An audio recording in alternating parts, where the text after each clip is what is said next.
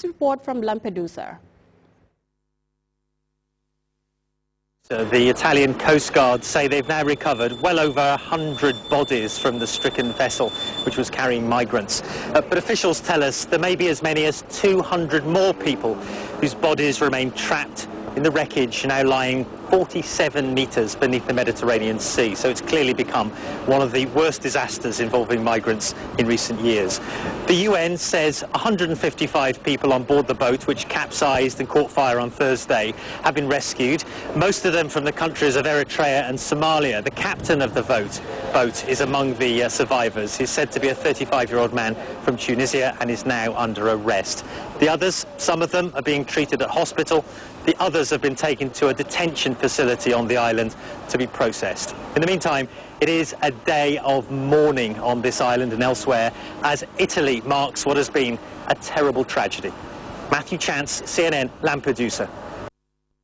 There may be signs of compromise, at least when it comes to avoiding a default on U.S. debts, even though House Speaker John Boehner is still standing firm against conceding to the White House. Sources say he would not allow a default to happen, even if it means relying on Democrat votes. President Obama has called on the House Speaker to drop the Obamacare concessions.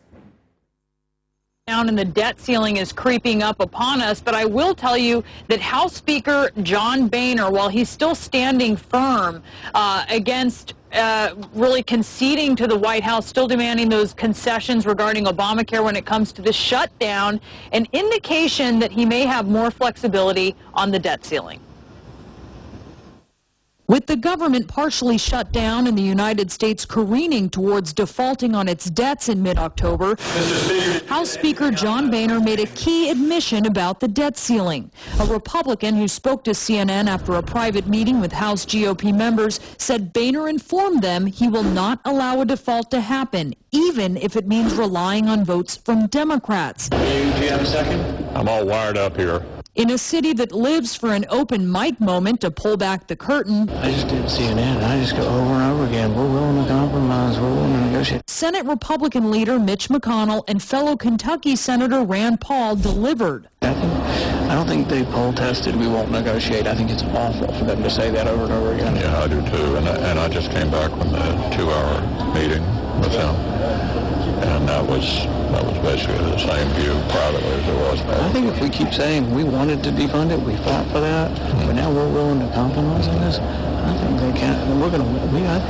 Well, I know we don't want to be here, but we're going to win this, I think. But at a campaign-style event in Maryland, hello, everybody. President Obama pulled a bit of an ace out of his sleeve, sounding the alarm for a key voting bloc, seniors. In a government shutdown, Social Security checks still go out on time. As he explained why defaulting is worse than a government shutdown. In an economic shutdown, if we don't raise the debt ceiling, they don't go out on time. He again pressured House Speaker John Boehner to fund the government and drop Obamacare concessions. Call a vote. Put it on the floor and let every individual member of Congress make up their own minds. And they can show the American people, are you for a shutdown or not? And in an exclusive interview with CNN's Dana Bash, Senate Leader Harry Reid revealed he and Boehner originally struck a deal that included spending cuts. You're saying that he told you, he promised you in a private meeting that he would pass a clean bill with no strings attached, particularly on Obamacare? That's why we did it. That's why we agreed to that lower number. So that's one of the largest compromises since I've been in Congress. That's a big deal, $70 billion just like that. And he couldn't deliver. Now, if that is an accurate account, Christy, it sort of shows how House Speaker John Boehner's initial intentions may have been thwarted by this small contingent of more conservative or Tea Party Republicans in his conference. You know, at this point, talking to House Republicans, we're not hearing a whole lot in reaction to this, although privately, I think some Republicans take issue with Reid's characterization of there having been a deal that Boehner reneged on. A U.S. woman who was shot and killed by police following a dramatic car chase at the White House has been named. Investigation into the death of 34-year-old Miriam Carey has begun. The car chase and shooting has brought the U.S. Capitol to halt as workers, residents and members of Congress were told to take shelter before they were given the all care 2 hours after. CNN's Joe Jones has more on that development. But on cell phone cameras, a broad daylight confrontation with police in Washington. An erratic driver who had already hit a White House barrier arrives at the west front of the U.S. Capitol.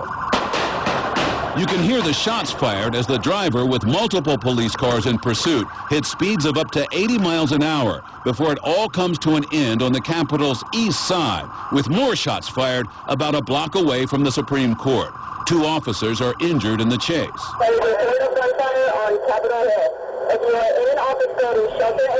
And as the public address system sounding at the Capitol complex warns everyone to hunker down, a stunning surprise. The driver police were shooting at and killed was a woman with a small child in the back seat who is unharmed. What's more, after searching the suspect's car, police find no weapon. For the bystanders on the street, shock and pandemonium. When I heard the gunfire, about 5 or 6 rounds, my wife and I, we just dropped to the ground. I was walking towards the Capitol building, and about 30 seconds later, as I hit this point, there was about 3 or 4 cop cars that sped past me. About another 30 seconds after that, I heard a series of loud pops, like a gun going off. Looked like it was from outside. Everybody move this way now! A strange and dangerous spectacle in one of the most closely guarded public spaces in the country, perhaps in the world. This was a lengthy pursuit. There were multiple vehicles that were rammed, there was officers that were struck, and 2 security perimeters that were attempted to be breached. Just 2 weeks after the Navy Yard shooting, Washington once again is reeling from pandemonium and violence here as authorities try to figure out what motivated that wild ride through the streets of D.C. Joe John, CNN, Washington. Time now to take our second break. We'll be right back.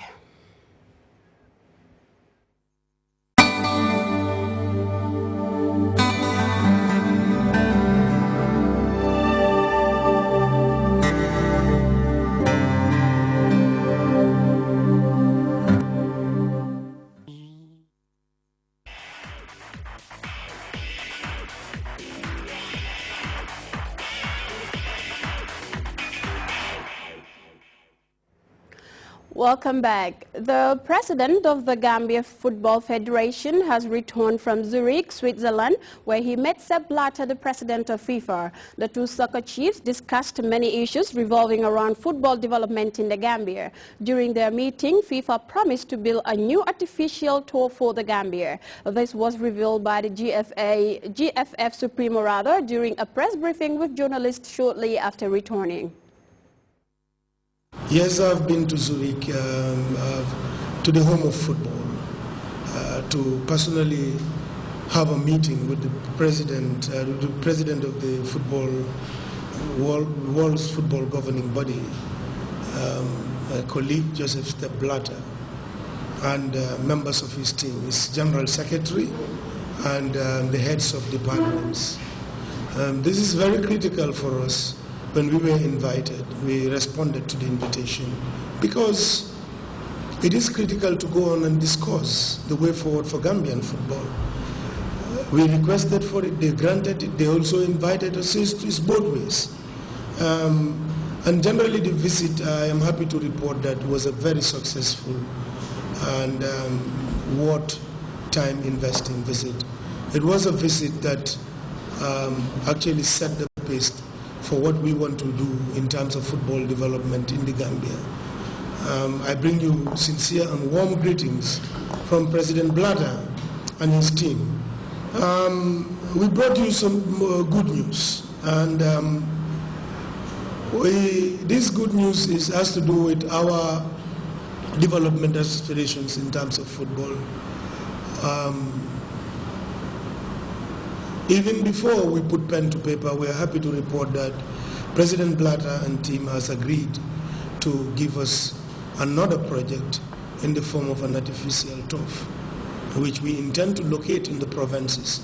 It's the wish of my executive that we have promised to develop football across the country, and pitches are a sine qua non in terms of helping to develop football. So we have a project on developing an artificial turf in the provinces, a location that we will come back to you with. The second project that they've agreed to support is actually the facelifting or the refurbishment